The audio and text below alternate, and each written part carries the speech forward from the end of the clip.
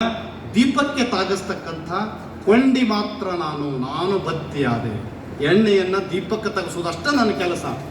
ಬೇರೆ ಯಾರಾಗಿದ್ರೆ ನಾನಾ ದೀಪ, ನಾನಾ ಬತ್ತಿ, ನಾನಾ ಎಲ್ಲ ಅಂತ ಹೇಳ್ತಿದ್ರು. ನೋಡಿ, ಬಸವಣ್ಣನಲ್ಲಿರ್ತಕ್ಕಂಥ ಚಿಂತನೆ ಎಂತಾದ್ರೆ, ಇವತ್ತು ಪ್ರಣತೆ ಒಡೆದಿತ್ತು, ತೈಲ ಚೆಲ್ಲಿತ್ತು, ಜ್ಯೋತಿ ನಂದಿತ್ತಯ್ಯ, ಕೂಡಲ ಸಂಗನ ಶರಣರ ಮನ ನೊಂದಿತ್ತಯ್ಯ ನೊಂದಿತ್ತಯ್ಯ ನೊಂದಿತ್ತಯ್ಯ. ಎಂಥಾದ್ರೆ ಯಾಕೆ ಇದನ್ನು ಹೇಳ್ತೇನೆ ಅಂದರೆ, ನಮಗೋಸ್ಕರ ನಾನು ಪ್ರಾರಂಭದಲ್ಲಿ ಹೇಳಿದೆ, ಇಲ್ಲಿ ಬಂದವರೆಲ್ಲರೂ ಕೂಡ ಬಸವಾದಿ ಶರಣರ ವಾರಸುದಾರರು ನಾವು. ಹಾಗೆ ನನ್ನ ತಂದೆ ನನ್ನ ತಾಯಿ ಬಿಟ್ಟು ಹೋಗಿರ್ತಕ್ಕಂಥ ಆಸ್ತಿ ನನ್ನದು ಅಂತ ಹೇಳಿ ವಾರಸುದಾರ ಆಗ್ತೀವಲ್ಲ, ಯಾರಿಗೆ ಬಿಟ್ಟು ಹೋಗ್ಯಾರ ತತ್ವಗಳನ್ನು, ಸಿದ್ಧಾಂತಗಳನ್ನು ಬಸವಣ್ಣನವರು, ಬಸವಾದಿ ಶರಣರು ಆ ಸಿದ್ಧಾಂತಗಳನ್ನು ಉಳಿಸುವಂತಹದ್ದು, ಬೆಳೆಸುವಂತಹದ್ದು, ಅಳವಡಿಸುವಂತಹದ್ದು, ಅನುಷ್ಠಾನಗೊಳಿಸುವಂತಹದ್ದು, ಅನುಭವದ ಮುಖಾಂತರ ಮತ್ತೆ ಸಮಾಜಕ್ಕೆ ನೀಡತಕ್ಕಂಥ ವಾರಸುದಾರರು ನಾವು, ನೀವೆಲ್ಲ.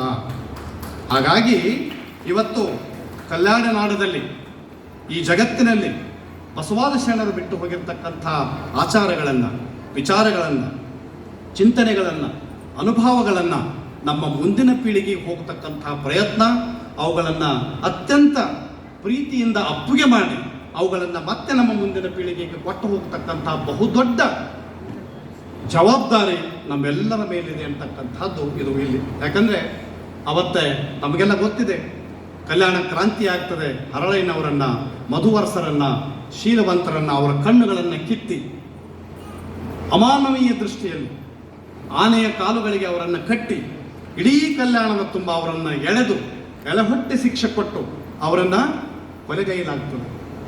ಅಂತಹ ಅವ್ರಿಗೇನು ಬೇಕಾಗಿತ್ತು? ಒಪ್ಪಿಗೆ ಮಾಡಬಹುದಾಗಿತ್ತಲ್ಲ ಏನಾರ?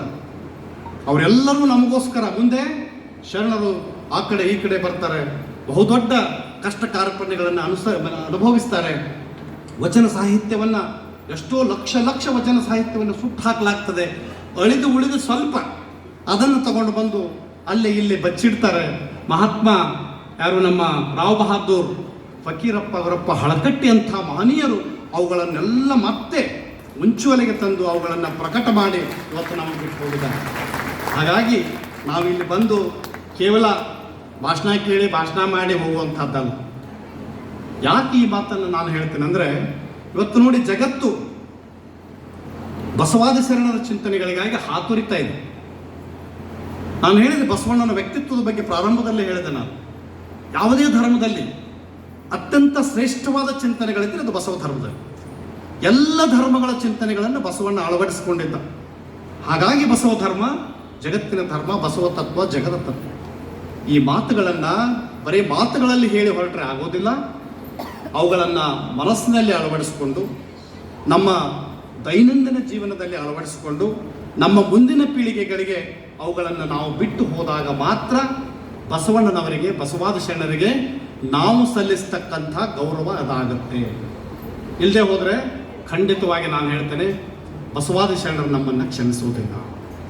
ಹಾಗಾಗಿ ಎಲ್ಲ ಆತ್ಮೀಯ ತಂದೆ ತಾಯರಲ್ಲಿ ಕುಳಿತಿರ್ತಕ್ಕಂಥವರೆಲ್ಲರಿಗೂ ನಾನು ಒಂದು ವಿನಂತಿಯನ್ನು ಮಾಡ್ತೇನೆ. ನಾವೆಲ್ಲರೂ ನಮ್ಮ ಬಲಗೈಯನ್ನು ಮೇಲೆ ಎತ್ತುವ ಮುಖಾಂತರ ನಾನು ಬಸವ ತತ್ವವನ್ನು ನನ್ನ ಕೈಲಾದ ಮಟ್ಟಿಗೆ ನನ್ನ ಜೀವನದಲ್ಲಿ ನಾನು ಅಳವಡಿಸ್ಕೊಡ್ತೇನೆ. ಬಸವಾದಿ ಶರಣರ ಚಿಂತನೆಗಳನ್ನು ಈ ನಾಡಿನ ಉದ್ದಗಲಕ್ಕೂ ಹರಡುವ ಪ್ರಯತ್ನವನ್ನು ನಾನು ಮಾಡ್ತೇನೆ ಅಂತಕ್ಕಂಥ ವಚನವನ್ನು ನಾವೆಲ್ಲರೂ ಇವತ್ತು ಗೈಯೋಣ. ಎಲ್ಲರೂ ತಮ್ಮ ಬಲಗೈಯನ್ನು ಮೇಲೆ ಎತ್ತಿ ಇವತ್ತು ನನಗೆ ವಚನವನ್ನು ಕೊಡ್ತಾ ಇದ್ದೀರಿ, ಪ್ರಮಾಣ ಮಾಡ್ತಾ ಇದ್ದೀರಿ. ನಾವು ಬಸವ ಧರ್ಮದ, ಬಸವ ಚಿಂತನೆಯ, ಬಸವ ತತ್ವದ